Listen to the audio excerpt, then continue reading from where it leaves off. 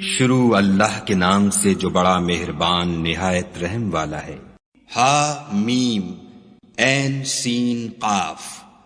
خدائے غالب و دانا اسی طرح تمہاری طرف مضامین اور براہین بھیجتا ہے جس طرح تم سے پہلے لوگوں کی طرف وہی بھیجتا رہا ہے۔ جو کچھ آسمانوں میں اور جو کچھ زمین میں ہے سب اسی کا ہے، اور وہ عالی رتبہ اور گرام قدر ہے۔ قریب ہے کہ آسمان اوپر سے پھٹ پڑیں اور فرشتے اپنے پروردگار کی تعریف کے ساتھ اس کی تسبیح کرتے رہتے، اور جو لوگ زمین میں ہیں ان کے لیے معافی مانگتے رہتے ہیں۔ سن رکھو کہ خدا بخشنے والا مہربان ہے۔ اور جن لوگوں نے اس کے سوا کارساز بنا رکھے ہیں وہ خدا کو یاد ہیں، اور تم ان پر داروغہ نہیں ہو۔ اور اسی طرح تمہارے پاس قرآن عربی بھیجا ہے تاکہ تم بڑے گاؤں یعنی مکے کے رہنے والوں کو اور جو لوگ اس کے ارد گرد رہتے ہیں ان کو رستہ دکھاؤ، اور انہیں قیامت کے دن کا بھی جس میں کچھ شک نہیں خوف دلاؤ۔ اس روز ایک فریق بہشت میں ہوگا اور ایک فریق دوزخ میں، اور اگر خدا چاہتا تو ان کو ایک ہی جماعت کر دیتا، لیکن وہ جس کو چاہتا ہے اپنی رحمت میں داخل کر لیتا ہے، اور ظالموں کا نہ کوئی یار ہے اور نہ مددگار۔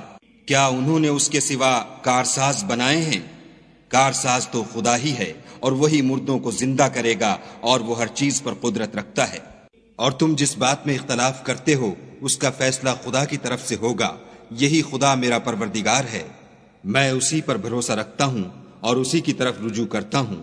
آسمانوں اور زمین کا پیدا کرنے والا وہی ہے۔ اسی نے تمہارے لیے تمہاری ہی جنس کے جوڑے بنائے اور چار پایوں کی بھی جوڑے بنائے، اور اسی طریق پر تم کو پھیلاتا رہتا ہے۔ اس جیسی کوئی چیز نہیں، اور وہ سنتا دیکھتا ہے۔ آسمانوں اور زمین کی کنجیاں اسی کے ہاتھ میں ہیں۔ وہ جس کے لیے چاہتا ہے رزق فراخ کر دیتا ہے، اور جس کے لیے چاہتا ہے تنگ کر دیتا ہے۔ بے شک وہ ہر چیز سے واقف ہے۔ اس نے تمہارے لیے دین کا وہی رستہ مقرر کیا جس کے اختیار کرنے کا نوح کو حکم دیا تھا، اور جس کی اے محمد صلی اللہ علیہ وآلہ وسلم ہم نے تمہاری طرف وہی بھیجی ہے، اور جس کا ابراہیم اور موسیٰ اور عیسیٰ کو حکم دیا تھا، وہ یہ کہ دین کو قائم رکھنا اور اس میں پھوٹ نہ ڈالنا۔ جس چیز کی طرف تم مشرکوں کو بلاتے ہو وہ ان کو دشوار گزرتی ہے۔ اللہ جس کو چاہتا ہے اپنی بارگاہ کا برگزیدہ کر لیتا ہے، اور جو اس کی طرف رجوع کرے اسے اپنی طرف رستہ دکھا دیتا ہے۔ اور یہ لوگ جو الگ الگ ہوئے ہیں تو علم حق آ چکنے کے بعد آپس کی ضد سے ہوئے ہیں، اور اگر تمہارے پروردگار کی طرف سے ایک وقت مقرر تک کے لیے بات نہ ٹھہر چکی ہوتی تو ان میں فیصلہ کر دیا جاتا، اور جو لوگ ان کے بعد خدا کی کتاب کے وارث ہوئے وہ اس کی طرف سے شبہ کی الجھن میں پھنسے ہوئے ہیں۔ تو اے محمد صلی اللہ علیہ وآلہ وسلم اسی دین کی طرف لوگوں کو بلاتے رہنا، اور جیسا تم کو حکم ہوا ہے اسی پر قائم رہنا، اور ان کی خواہشوں کی پیروی نہ کرنا، اور کہہ دو کہ جو کتاب خدا نے نازل فرمائی ہے میں اس پر ایمان رکھتا ہوں، اور مجھے حکم ہوا ہے کہ تم میں انصاف کروں۔ خدا ہی ہمارا اور تمہارا پروردگار ہے، ہم کو ہمارے اعمال کا بدلہ ملے گا اور تم کو تمہارے اعمال کا۔ ہم میں اور تم میں کچھ بحث و تکرار نہیں، خدا ہم سب کو اکٹھا کرے گا اور اسی کی طرف لوٹ کر جانا ہے۔ اور جو لوگ خدا کے بارے میں بعد اس کے کہ اسے مومنوں نے مان لیا ہو جھگڑتے ہیں، ان کے پروردگار کے نزدیک ان کا جھگڑا لغو ہے، اور ان پر خدا کا غضب اور ان کے لیے سخت عذاب ہے۔ خدا ہی تو ہے جس نے سچائی کے ساتھ کتاب نازل کی اور عدل و انصاف کی ترازو، اور تم کو کیا معلوم شاید قیامت قریب ہی آ پہنچی ہو۔ جو لوگ اس پر ایمان نہیں رکھتے وہ اس کے لیے جلدی کر رہے ہیں، اور جو مومن ہیں وہ اس سے ڈرتے ہیں اور جانتے ہیں کہ وہ برحق ہے۔ دیکھو جو لوگ قیامت میں جھگڑتے ہیں وہ پرلے درجے کی گمراہی میں ہیں۔ خدا اپنے بندوں پر مہربان ہے، وہ جس کو چاہتا ہے رزق دیتا ہے، اور وہ زور والا اور زبردست ہے۔ جو شخص آخرت کی کھیتی کا طالب ہو اس کے لیے ہم اس کی کھیتی میں افزائش کریں گے، اور جو دنیا کی کھیتی کا خواستگار ہو اس کو ہم اس میں سے دیں گے، اور اس کا آخرت میں کچھ حصہ نہ ہوگا۔ کیا ان کے وہ شریک ہیں جنہوں نے ان کے لیے ایسا دین مقرر کیا ہے جس کا خدا نے حکم نہیں دیا؟ اور اگر فیصلے کے دن کا وعدہ نہ ہوتا تو ان میں فیصلہ کر دیا جاتا، اور جو ظالم ہیں ان کے لیے درد دینے والا عذاب ہے۔ تم دیکھو گے کہ ظالم اپنے اعمال کے وبال سے ڈر رہے ہوں گے، اور وہ ان پر پڑھ کر رہے گا، اور جو لوگ ایمان لائے اور نیک عمل کرتے رہے وہ بہشت کے باغوں میں ہوں گے۔ وہ جو کچھ چاہیں گے ان کے پروردگار کے پاس موجود ہوگا، یہی بڑا فضل ہے۔ یہی وہ انعام ہے جس کی خدا اپنے بندوں کو جو ایمان لاتے اور عمل نیک کرتے ہیں بشارت دیتا ہے۔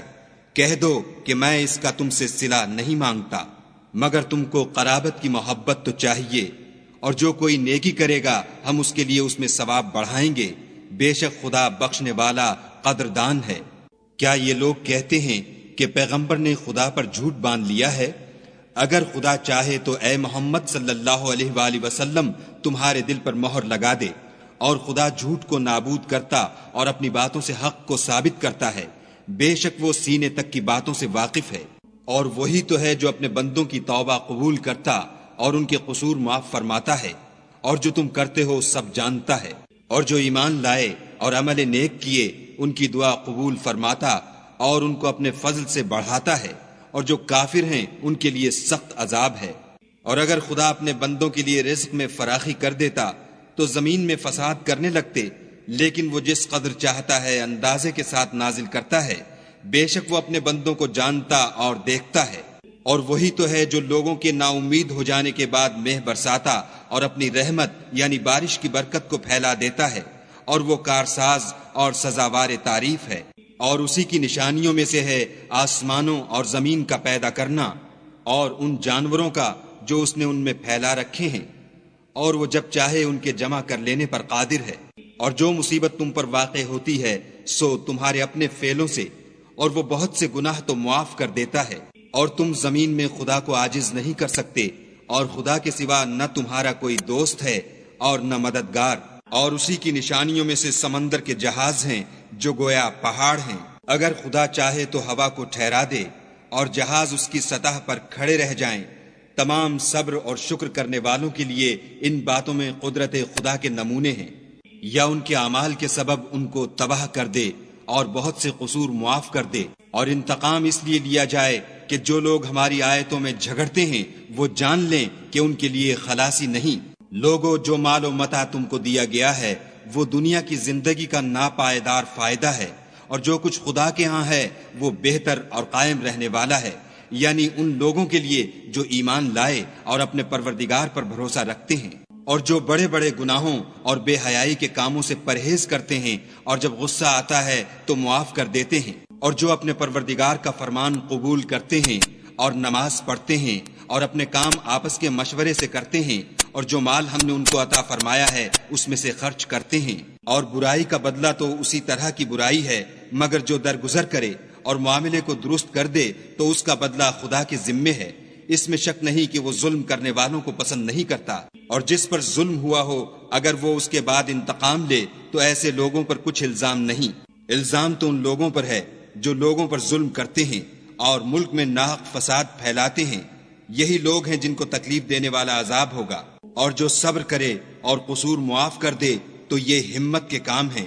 والذین اذا اصابهم البغی هم ينتصرون، اور جو ایسے ہیں کہ جب ان پر ظلم و تعدی ہو تو مناسب طریقے سے بدلہ لیتے ہیں۔ وجزاء سیئة سیئة مثلها فمن عفا وأصلح فأجره على الله إنه لا يحب الظالمين۔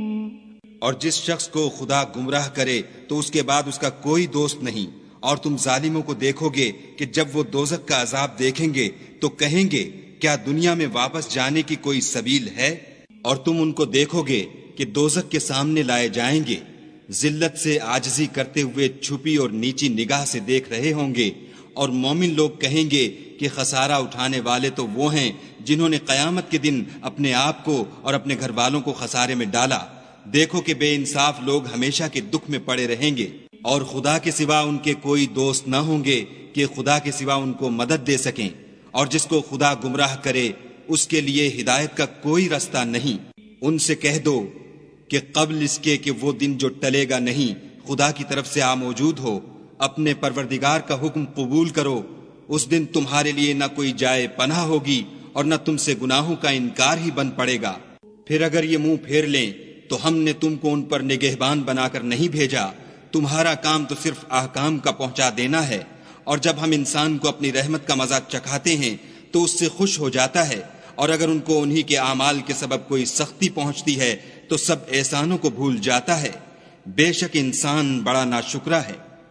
تمام بادشاہت خدا ہی کی ہے، آسمانوں کی بھی اور زمین کی بھی۔ وہ جو چاہتا ہے پیدا کرتا ہے، جس